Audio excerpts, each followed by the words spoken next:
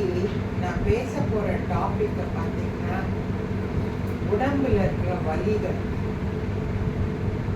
இந்த உடம்புல இருக்கிற வலிகள் சொல்ல முடியாது, எல்லாருக்குமே ரொம்ப ஜாஸ்தியாக இருக்குது.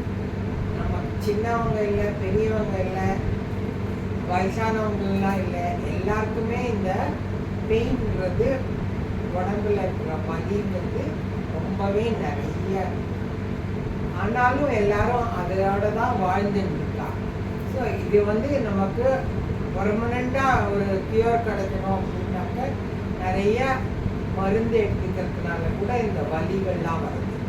அதனால நம்ம இந்த வலிக்கு என்ன பண்ணலாம் அப்படின்னு பார்த்துச்சு. நமக்கு நிறைய பேர் மாத்திரைகள் நிறையா எடுத்துக்கிறாங்க, அதனால தான் நமக்கு பெயின் வருதுன்னு சொல்கிறாங்க.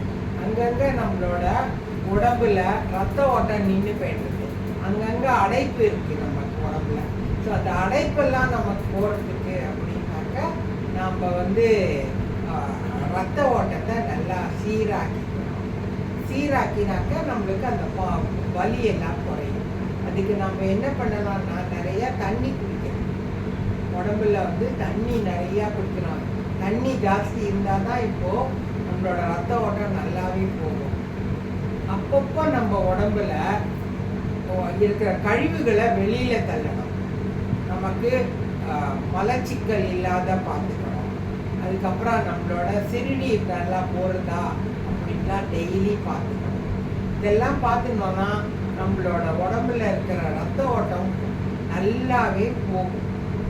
அப்போ நமக்கு பாடி பெயின், கால் ஜாஸ்தியாக இருக்குது இல்லை மேலே ஜாஸ்தியாக இருக்குது அப்படின்னு பார்த்தோம்னாக்க நமக்கு காலில் ஒரு புள்ளி இருக்குது.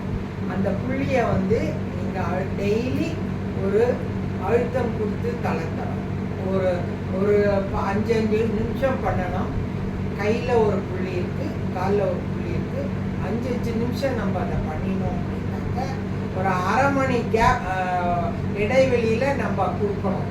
அப்போது காத்தால மத்தியானம் நைட் அப்படி கொடுத்தோம்னாக்க நம்மளோட வலியெல்லாம் நல்லா குறையும். இது நான் நிறைய பேருக்கு சொல்லியிருக்கேன், என்னோட அனுபவம். ஸோ அக்குபங்க்சரில் இதுக்கு புள்ளி காமிக்கிறேன், நீங்கள் அதை செய்து பயனடைங்க.